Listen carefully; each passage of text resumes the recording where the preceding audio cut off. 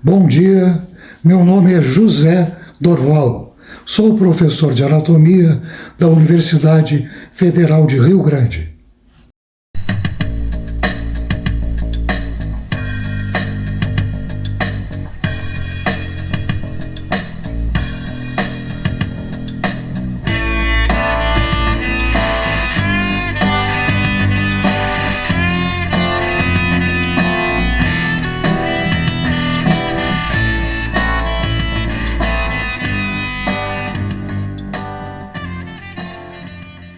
O assunto deste vídeo é coração.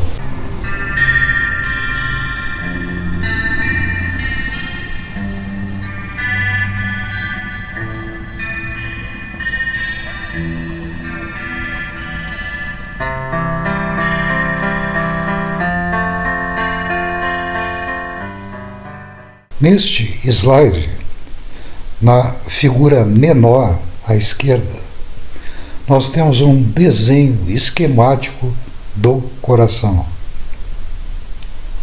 O coração é formado por 4 cavidades, 2 átrios e 2 ventrículos.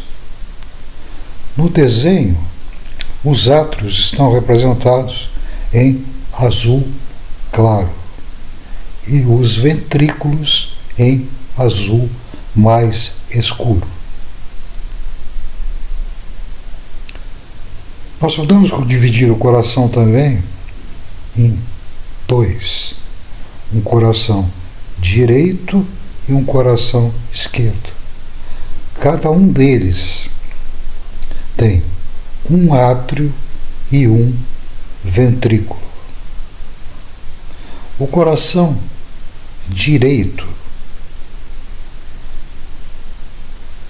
por ele circula sangue venoso, sangue rico em CO2. E no coração esquerdo circula sangue arterial, rico em O2. Vamos nos deter agora no átrio direito. Repetindo, ele está representado por um azul mais claro.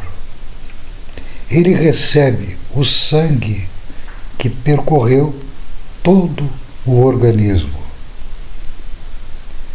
que sofreu trocas gasosas a nível das células.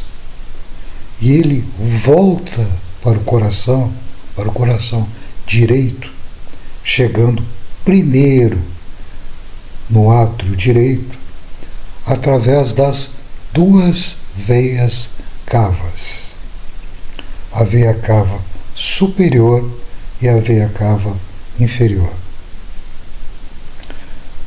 Do átrio direito, ele passa para o ventrículo direito.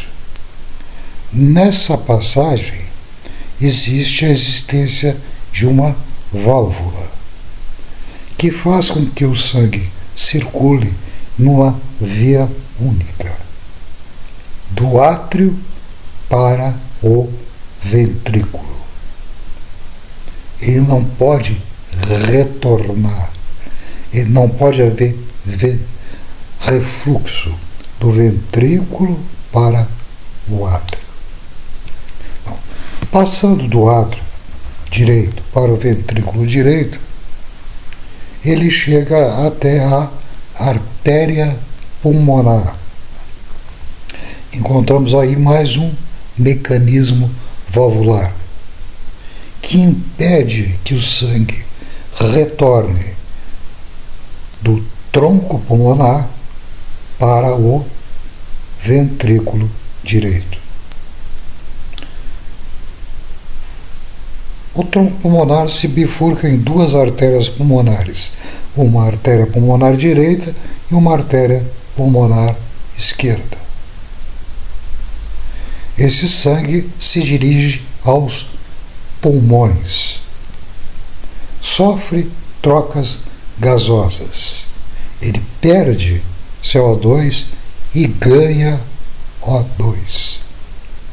E volta ao coração, através das veias pulmonares, em número de 4, que levam o sangue dos pulmões ao átrio esquerdo. Do átrio esquerdo, esse sangue passa para o ventrículo esquerdo. Observem um mecanismo valvular. Do ventrículo esquerdo, ele é ejetado para a aorta, em amarelo. Esse sangue que chega até a aorta se distribui por todo o organismo. Sofre, novamente, trocas gasosas a nível celular e volta ao coração através das veias cavas e volta ao átrio direito. Na figura maior, nós temos a circulação dividida em duas. Uma pequena circulação e uma grande circulação. A pequena circulação é entre o coração e os pulmões. Observem o coração direito, com sangue rico em CO2, e do ventrículo esquerdo o sangue passa para o tronco pulmonar e as artérias pulmonares. Sofre trocas gasosas a nível pulmonar e volta pelas veias pulmonares para o coração esquerdo. Do coração esquerdo, ele é ejetado para todo o organismo. Sofre trocas gasosas a nível dos capilares e volta ao coração direito. Essa circulação que inicia no ventrículo esquerdo, percorre todo o organismo e volta pelas veias cavas para o coração direito, é a grande circulação, enquanto que a pequena circulação é entre o coração e os pulmões. O coração é revestido por uma membrana serosa, que pode ser comparada à pleura que reveste os pulmões e ao peritônio que reveste órgãos abdominais.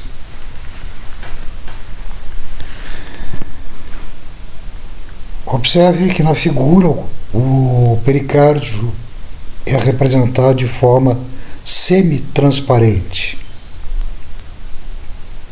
Em realidade, ele é opaco.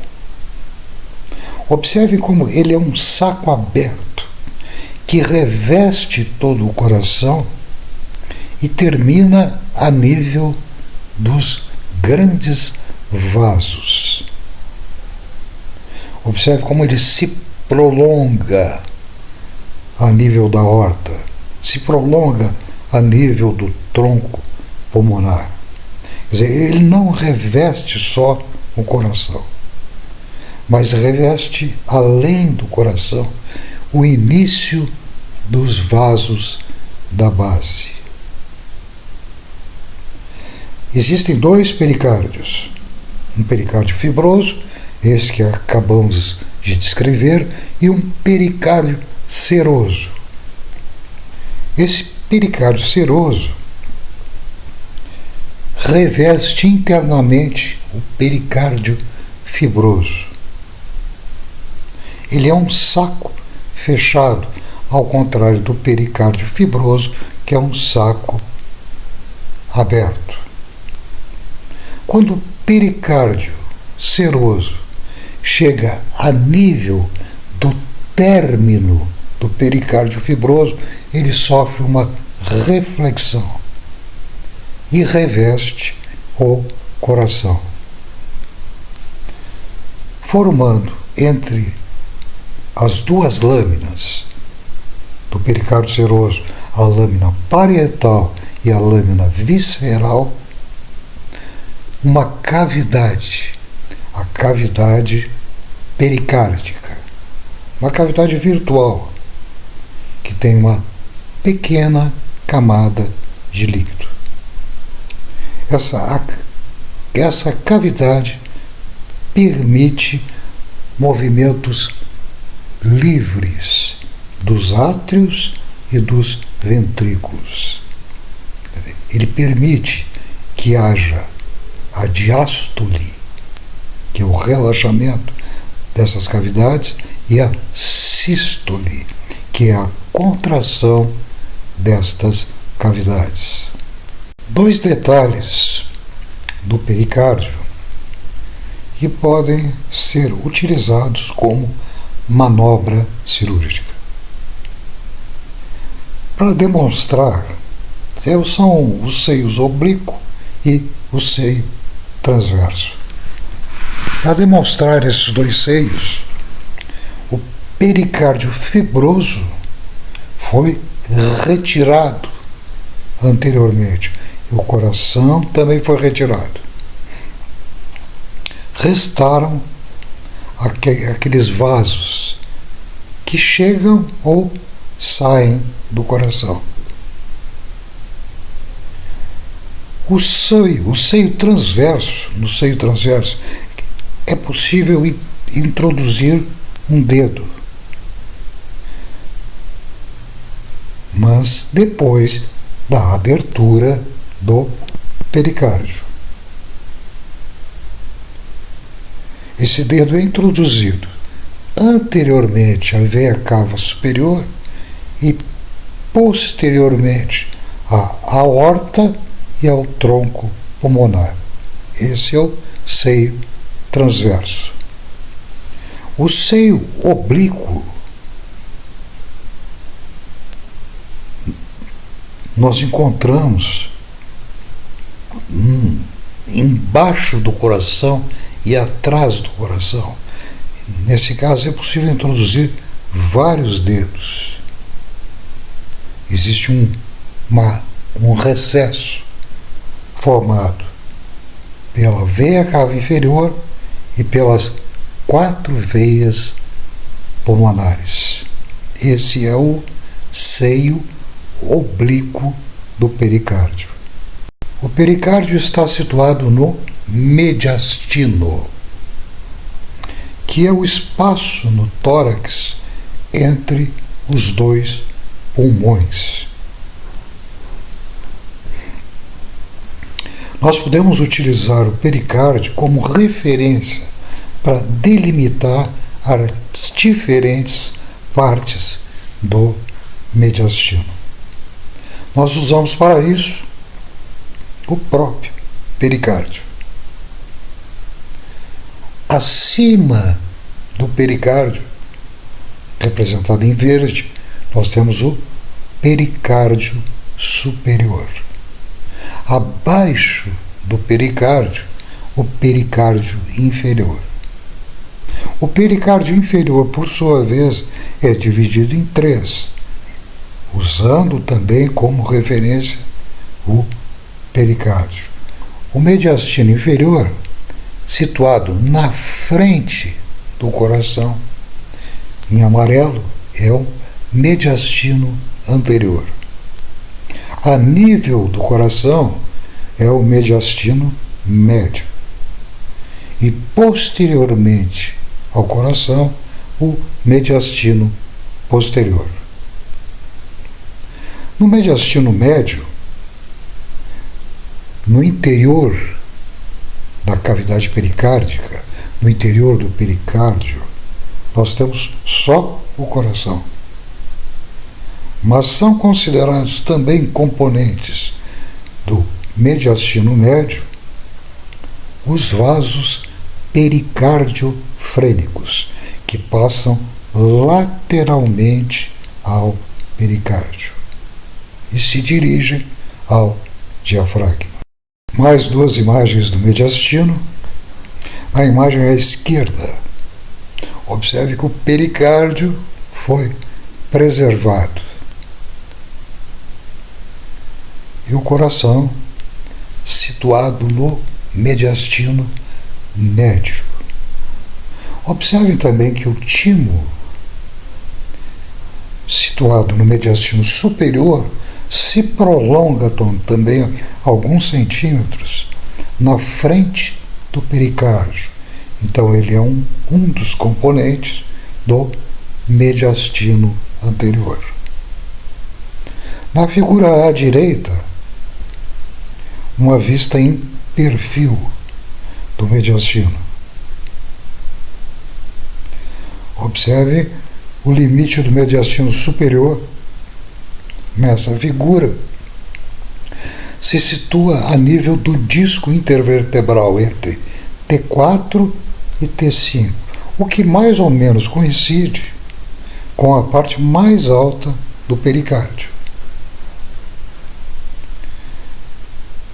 Eu acho mais adequado utilizar o pericárdio como parâmetro para definir as diferentes regiões do mediastino.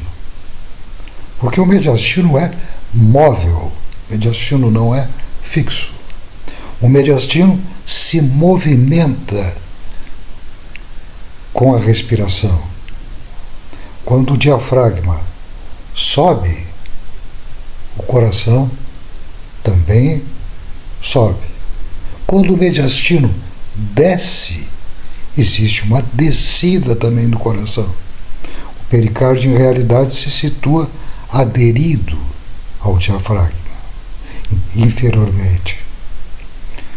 Observem o coração situado no mediastino médio, tudo aquilo que se situa posteriormente ao mediastino médio é o mediastino posterior, onde nós podemos visualizar a aorta torácica e o esôfago.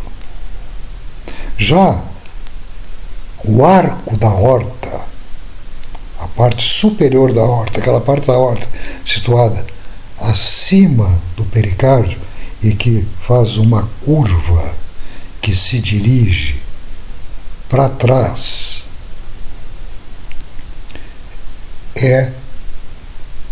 essa parte está situada no mediastino superior.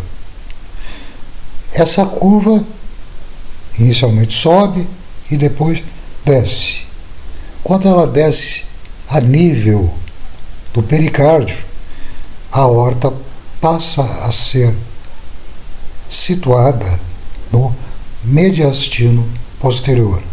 A mesma coisa ocorre com o esôfago, que é uma estrutura do mediastino superior que, quando se situa posteriormente ao coração, posteriormente ao pericárdio, ele está situado no mediastino posterior.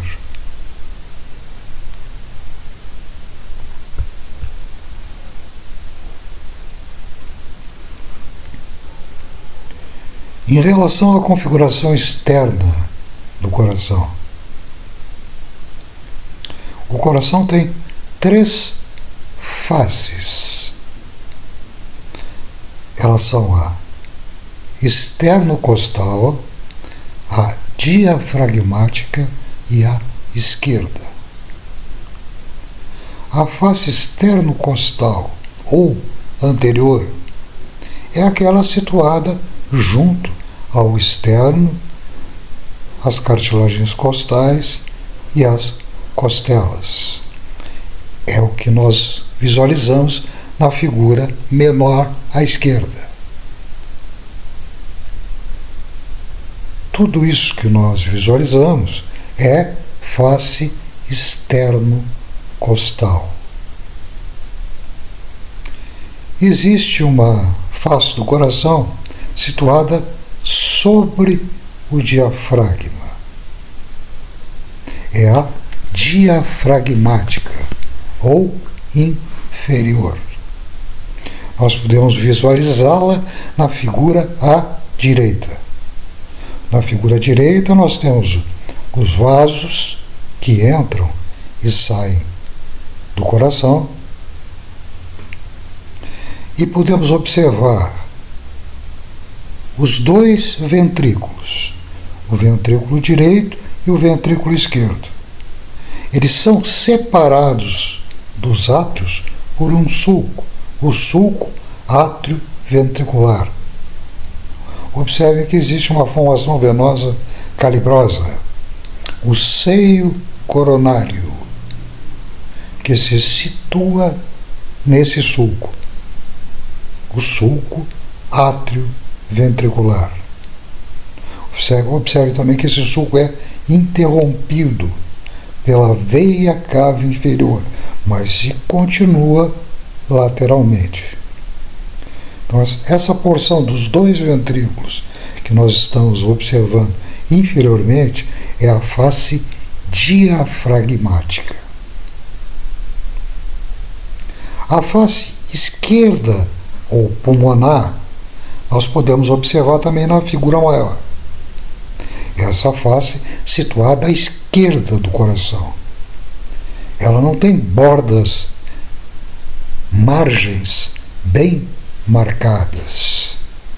Então é difícil determinar aonde começa e onde termina a face esquerda ou pulmonar. É aquela face que se encontra em contato com o pulmão esquerdo. Uma face bem marcada é aquela face que separa a face diafragmática, figura à esquerda, aliás, a face externo-costal, figura à esquerda, da face diafragmática. Essa margem é bem marcada. As outras duas margens que separam a face externo-costal da esquerda e a esquerda da diafragmática são bem menos marcadas.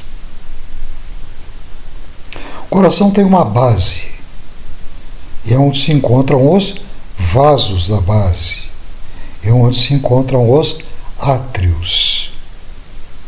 Nós visualizamos a base principalmente na figura à direita, onde podemos ter uma vista de toda a base.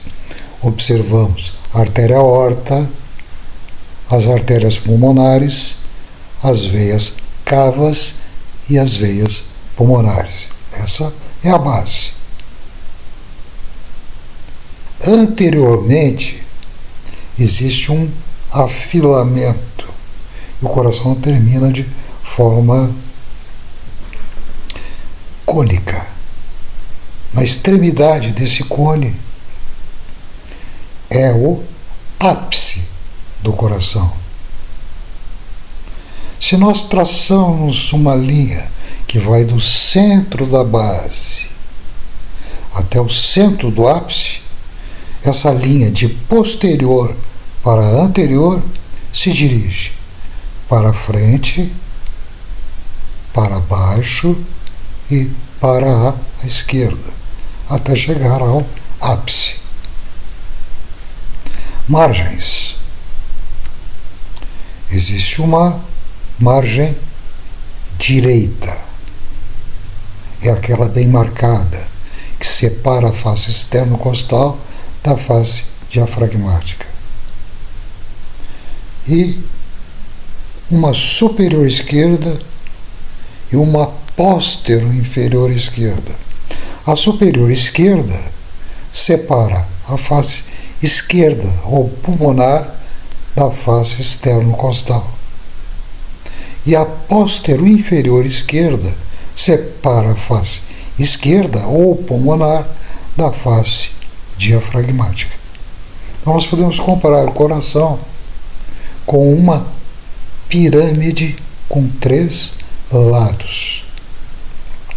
Uma pirâmide também tem margens, também tem uma base e também tem um ápice. E essa linha que nós imaginamos do centro da base até o centro do ápice,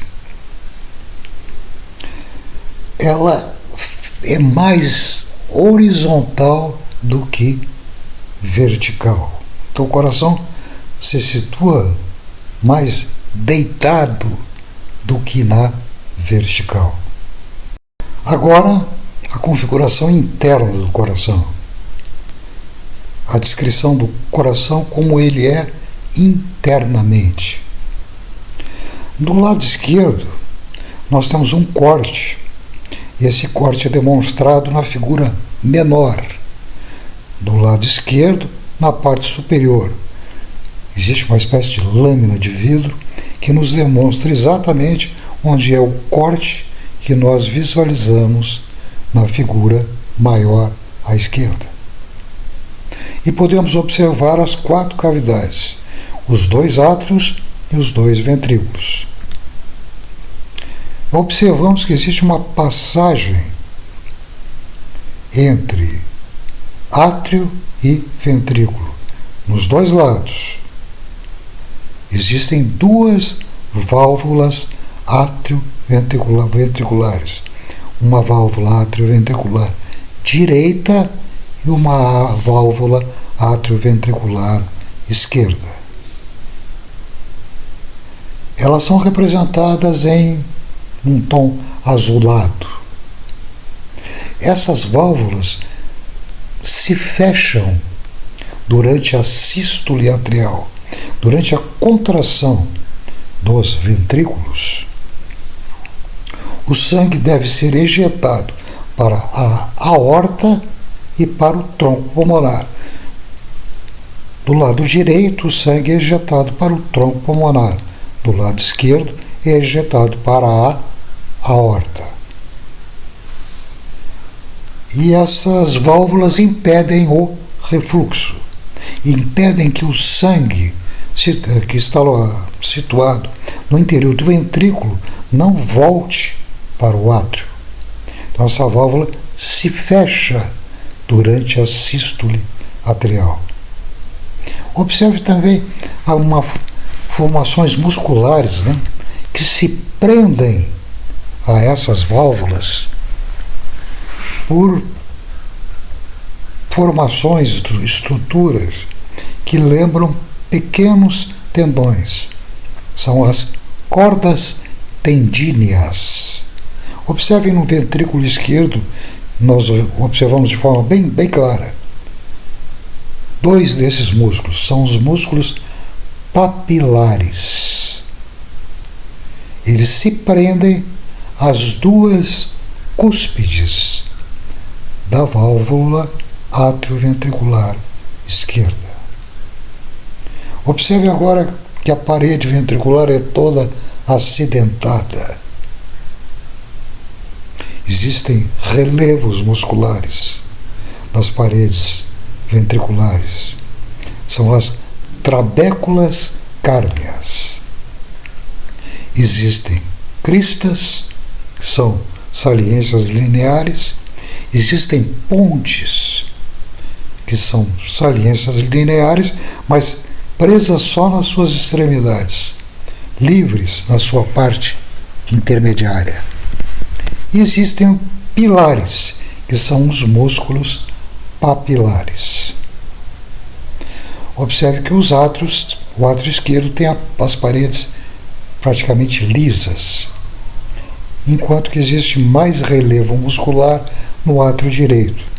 São os músculos pectíneos.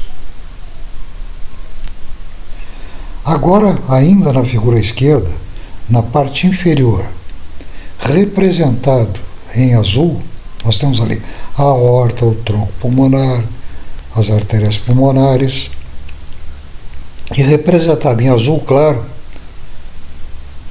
o que é o esqueleto fibroso do coração. Esse esqueleto contorna as válvulas.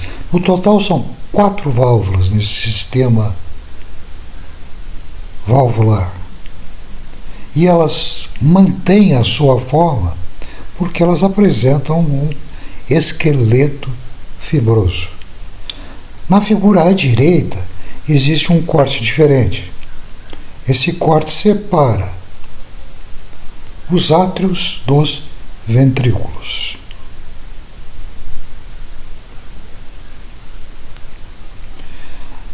Anteriormente, nós temos dois sistemas valvulares, duas válvulas. A mais anterior tem seu início no ventrículo direito.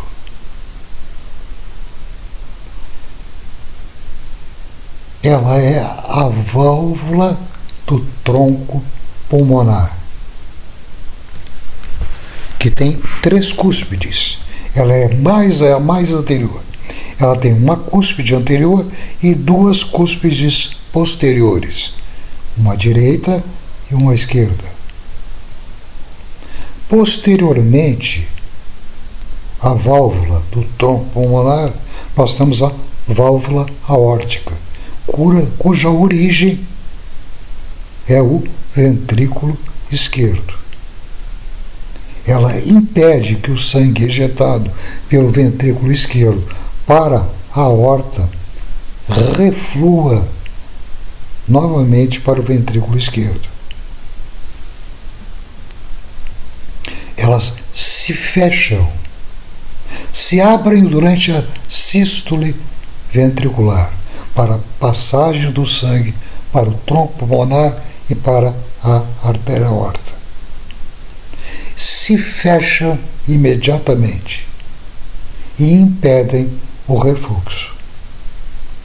Posteriormente, nós temos são válvulas maiores, as válvulas atrioventriculares. Existe uma atrioventricular direita ou mitral. Ela tem 3 cúspides.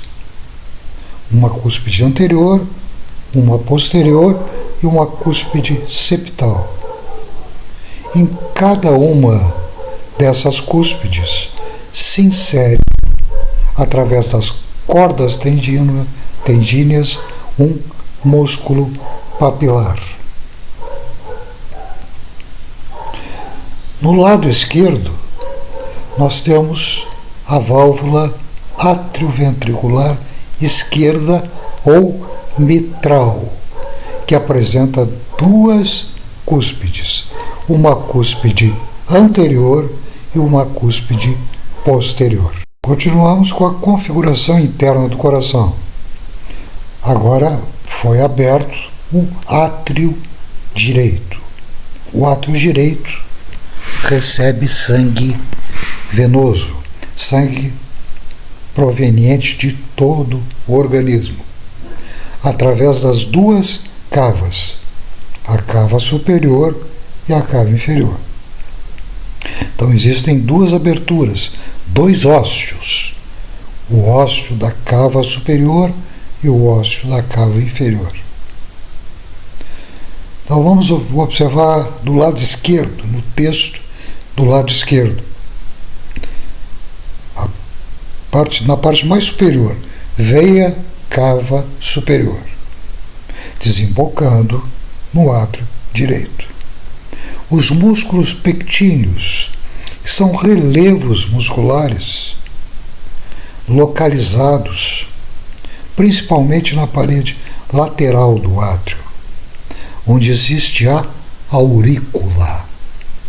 Os 2 átrios, cada um deles tem uma aurícula, que é uma espécie de apêndice que lembra uma orelha. Por isso, aurícula. De cima para baixo, continuamos. É a cava superior, músculos pectíneos. Agora, margem da fossa oval. São as margens de uma zona em que o septo interatrial, existe uma parede que separa os 2 átrios. É o septo interatrial. Assim como existe uma parede separando os 2 ventrículos, que é o septo interventricular.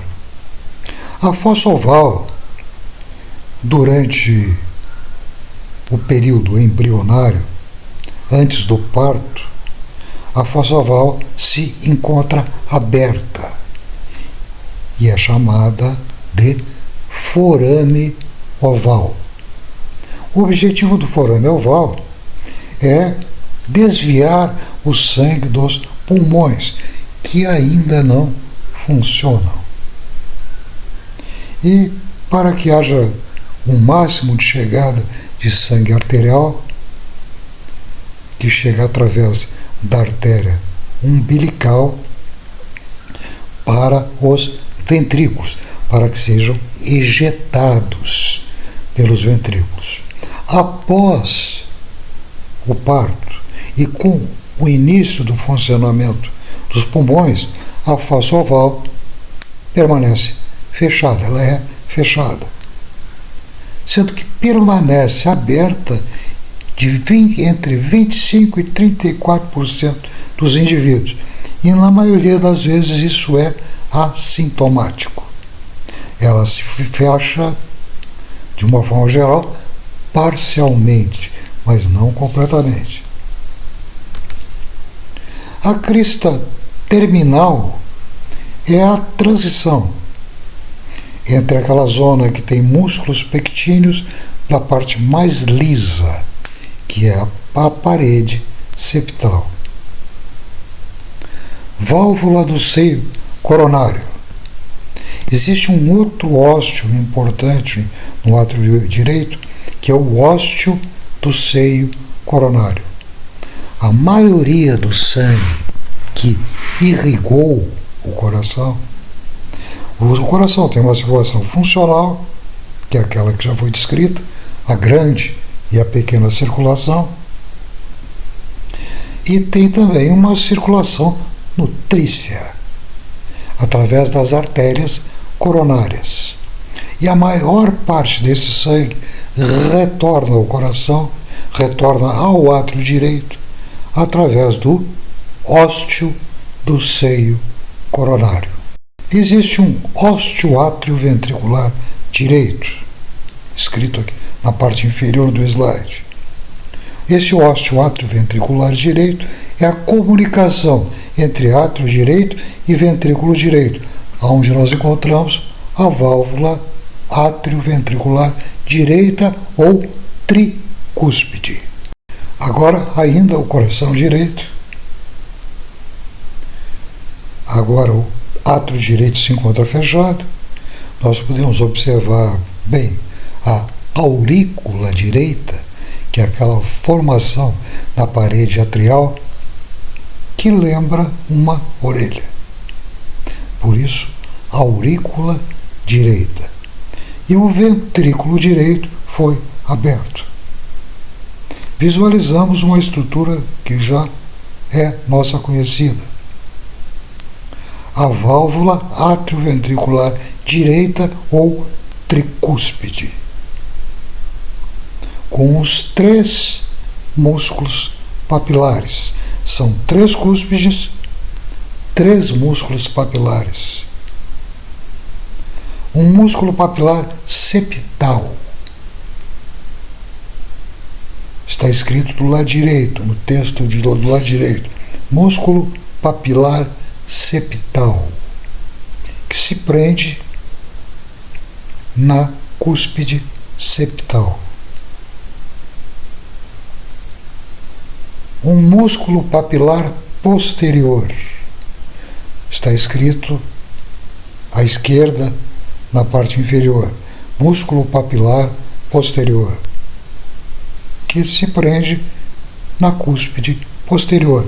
Todos eles se prendem através das cordas tendíneas.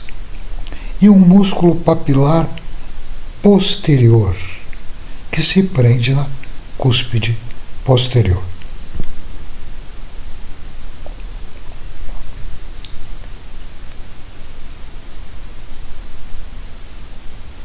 Agora observe, está escrito do lado direito, na parte superior, tronco pulmonar.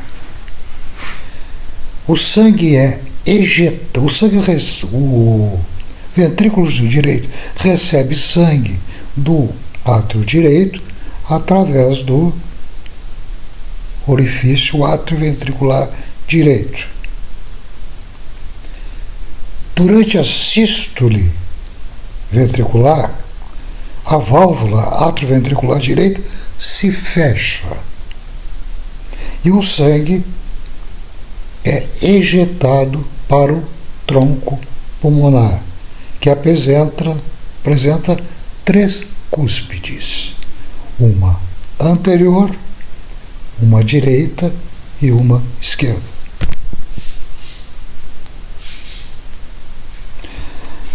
Observem também, está escrito do lado direito, na parte mais inferior, trabécula septo marginal, ou banda moderadora. É uma formação muscular, como se fosse uma ponte, que liga o septo interventricular até o músculo papilar anterior. Essa trabécula septo-marginal é uma estrutura importante. Por ela passa o tecido de condução cardíaco, que nós vamos ver mais adiante. Mas observem bem a existência dessa trabécula septo-marginal. Agora, átrio esquerdo, ventrículo esquerdo. O coração foi aberto e nós podemos observar o interior do átrio esquerdo e do ventrículo esquerdo. O ventrículo esquerdo também apresenta as mesmas formações musculares, os mesmos relevos musculares, que são as cristas, as pontes e os pilares. No caso, nesse corte aqui, nós não observamos os 2 músculos papilares.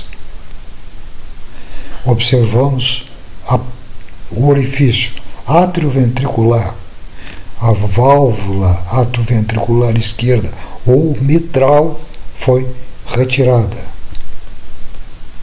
Observem o átrio esquerdo com paredes lisas, exceto numa pequena zona que corresponde à aurícula esquerda, onde nós encontramos também músculos pectíneos. E observe mais ou menos no centro do septo interatrial o forame oval fechado, no caso, a fossa oval. Esse é um corte a nível dos ventrículos. É uma vista inferior. Os ventrículos foram cortados transversalmente e nós estamos observando os 2 ventrículos inferiormente. Observe a diferença entre os 2 ventrículos. À esquerda, quer dizer, à direita da figura, uma forma circular, nós temos o ventrículo esquerdo, de paredes espessas. Apesar do fluxo ser o mesmo no coração direito e no coração esquerdo, no coração esquerdo a pressão da grande circulação é bem mais elevada do que a pressão da pequena circulação. Então, por isso nós temos paredes mais espessas, com mais massa muscular. Observe que as paredes do ventrículo direito são bem mais finas. O septo interventricular é convexo para o ventrículo direito e côncavo para o ventrículo esquerdo, o que dá à cavidade ventricular esquerda, nesse tipo de corte, uma forma arredondada. Irrigação do coração. O coração é irrigado por 2 artérias. As artérias coronárias direita e esquerda. Observe na figura à esquerda, sublinhada em vermelho, a artéria coronária direita, e à esquerda, sublinhada em azul. Essas duas artérias são os primeiros ramos da aorta. São essas artérias que vão nutrir o coração, vão levar às paredes do coração sangue oxigenado e nutrientes. Junto com esse sistema arterial, formado pelas duas artérias coronárias, nós temos veias que acompanham essas artérias. Elas estão representadas do lado direito, na figura à direita. Voltando para a figura à esquerda. Observem a artéria coronária esquerda. Ela é curtinha. Ela passa posteriormente ao tronco pulmonar e já se bifurca nos seus dois ramos terminais. Um ramo interventricular anterior e um ramo circunflexo. O ramo interventricular anterior percorre um sulco situado entre os dois ventrículos. É o sulco interventricular. E por isso o nome da artéria interventricular anterior. O ramo circunflexo se dirige posteriormente, contorna o sulco atrioventricular e se dirige posteriormente no coração. A artéria coronária direita, por sua vez, é bem mais longa. Ela percorre o sulco atrioventricular entre o átrio direito e o ventrículo direito, contorna o coração, posteriormente, já na face diafragmática, ela se dirige para o ápice do coração, através do ramo interventricular posterior. Essas duas artérias costumam, a nível do ápice, sofrer uma anastomose. As duas percorrem os sulcos interventriculares, o sulco interventricular anterior e o sulco interventricular posterior. Na figura direita, observem as artérias. Observem inicialmente uma estrutura situada posteriormente no coração, no sulco atrioventricular, sublinhado em preto, é o seio coronário, que nós já vimos o seu ósteo a nível do átrio direito. O seio coronário recebe praticamente todo o sangue que irrigou o coração, sofreu trocas venosas e está retornando ao coração, mais especificamente retornando ao átrio direito. Eu falo que recebe a maior parte do sangue porque existem as veias mínimas. São veias, a maioria delas, dos ósteos, existe a formação de pequenos ósteos nas cavidades do coração. São os ósteos das veias mínimas, que drenam uma quantidade significativa de sangue. A maioria desses ósteos são encontrados no átrio direito, embora eles possam ser encontrados em qualquer uma das cavidades, inclusive no ventrículo esquerdo. A veia cardíaca magna, situada também no sulco interventricular anterior, acompanhando a artéria interventricular anterior. Veia cardíaca magna. E a veia, agora observe em amarelo, sublinhado em amarelo, veia interventricular posterior, situada no sulco interventricular anterior, que termina no seio coronário.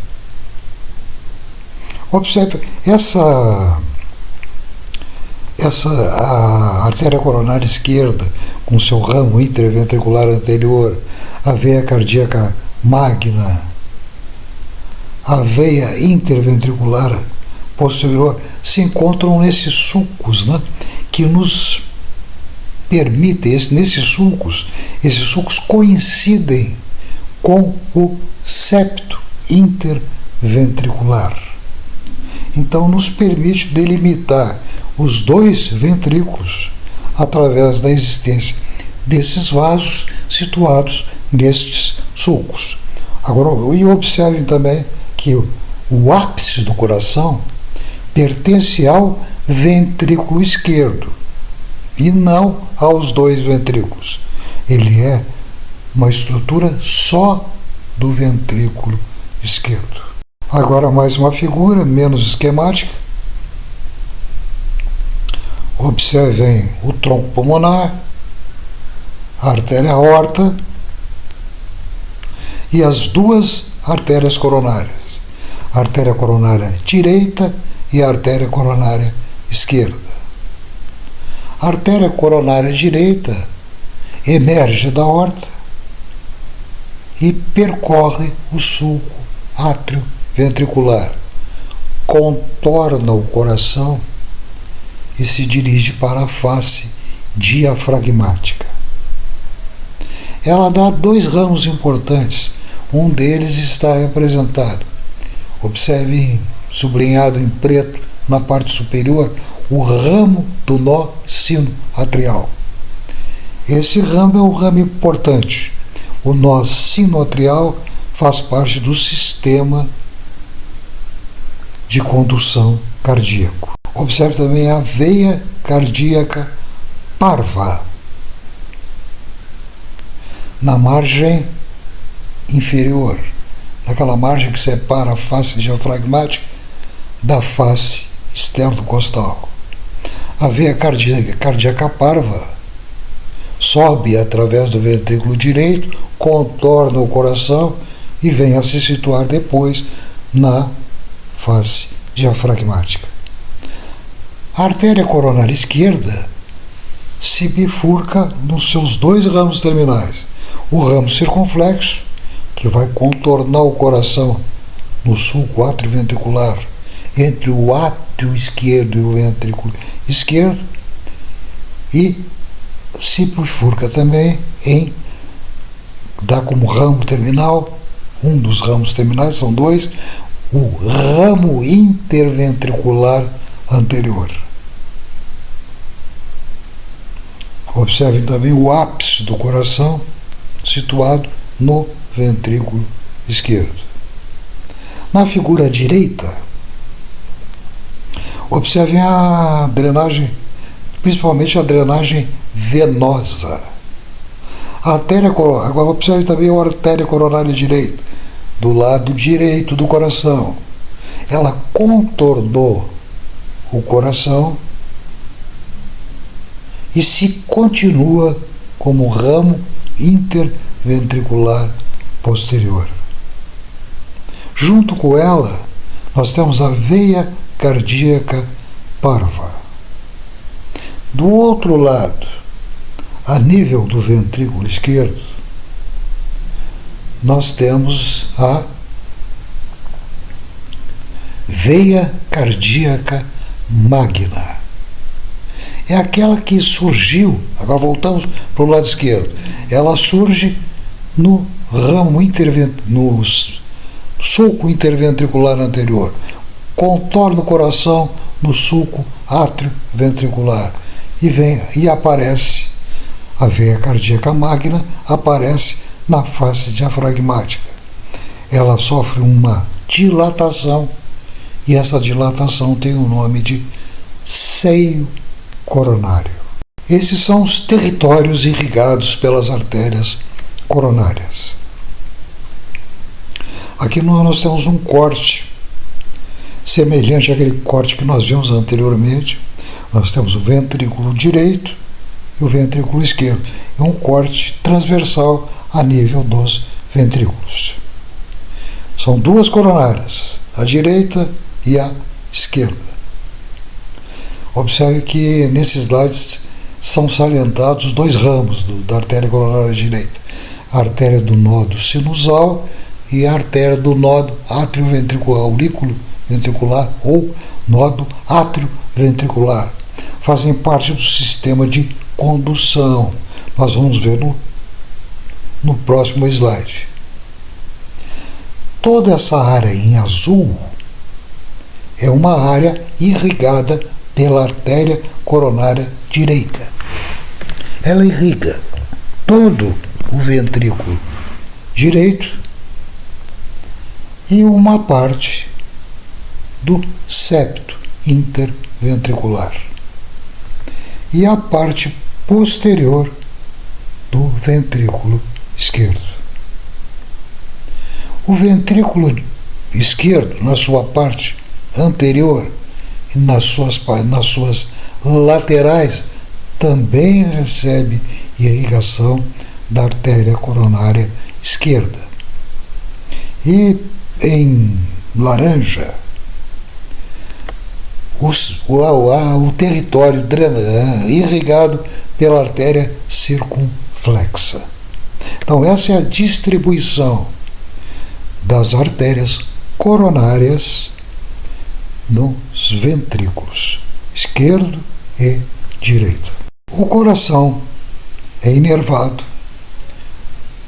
como todos os órgãos, pelo sistema nervoso autônomo, pelo sistema nervoso simpático e pelo sistema nervoso parasimpático.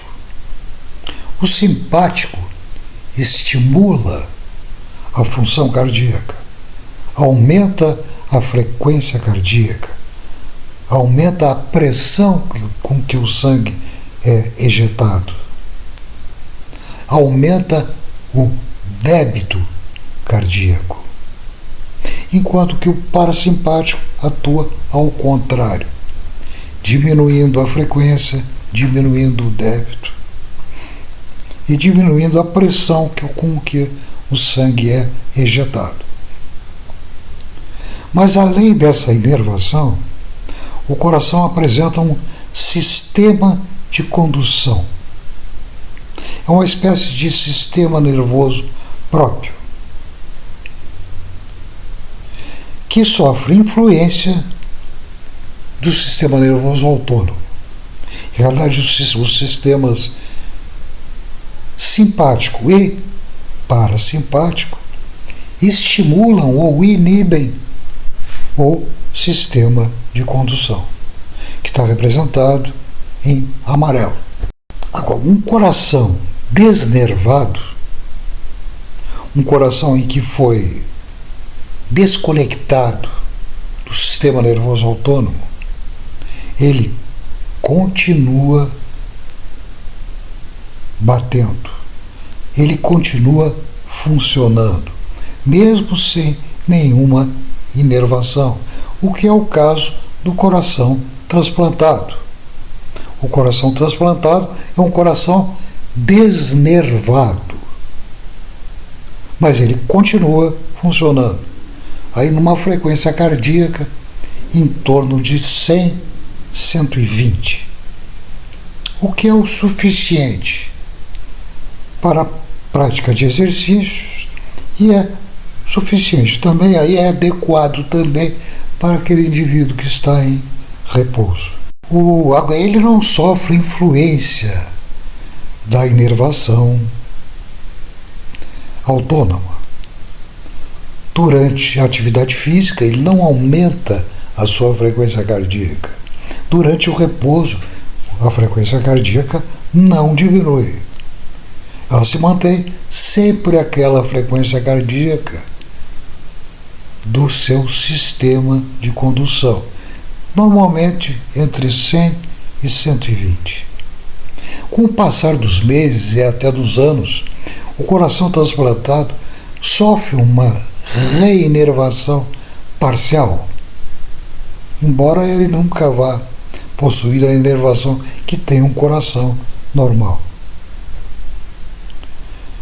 Esse sistema de condução é formado, o início do impulso se dá no nó sino-atrial, a nível do átrio direito, próximo à cava superior. Esse impulso passa do nó sino-atrial ao nó atrioventricular, situado também no átrio direito, próximo à válvula atrioventricular. Existem 3 fascículos que ligam os 2 nós, um superior, um médio e um inferior. Do nó atrioventricular parte agora em direção aos ventrículos o feixe atrioventricular, que vai dar 2 ramos. Um ramo direito, que se destina principalmente ao ventrículo direito, e um ramo esquerdo ao ventrículo esquerdo. E esse sistema de condução coordena os movimentos cardíacos, as sístoles atrial e ventricular. Mais uma imagem, né? Agora essa imagem é uma imagem do coração direito. Foram abertos o átrio direito e o ventrículo direito. Observe em azul o nó sino-atrial. Esse é o local que sofre influência do sistema nervoso autônomo. Esse é o local da onde partem os impulsos nervosos que vão fazer com que o coração funcione. Não é tecido nervoso. Em realidade se trata de tecido muscular cardíaco, músculo estriado cardíaco modificado. Ele adquire a função de transmissão de impulso elétrico, como se fosse um nervo. Observe agora os 3 fascículos ligando os 2 nós, que ele chama aqui de trato. O trato internodal anterior, um trato internodal médio e um trato internodal posterior. Esses 3 chegam até o nó atrioventricular em amarelo, que dá origem ao feixe atrioventricular, curtinho também, que logo se bifurca em um ramo direito e um ramo esquerdo. O ramo esquerdo está desaparecendo, né? Em seguida ele desaparece porque ele se destina ao ventrículo esquerdo. E o ramo direito se ramificando no ventrículo direito. Agora observem a banda moderadora, a trabécula septomarginal, citada anteriormente. Ela leva a banda moderadora, que é uma parte, uma das ramificações do ramo direito do feixe atrioventricular. Isto é tudo por hoje. Nos vemos no próximo vídeo.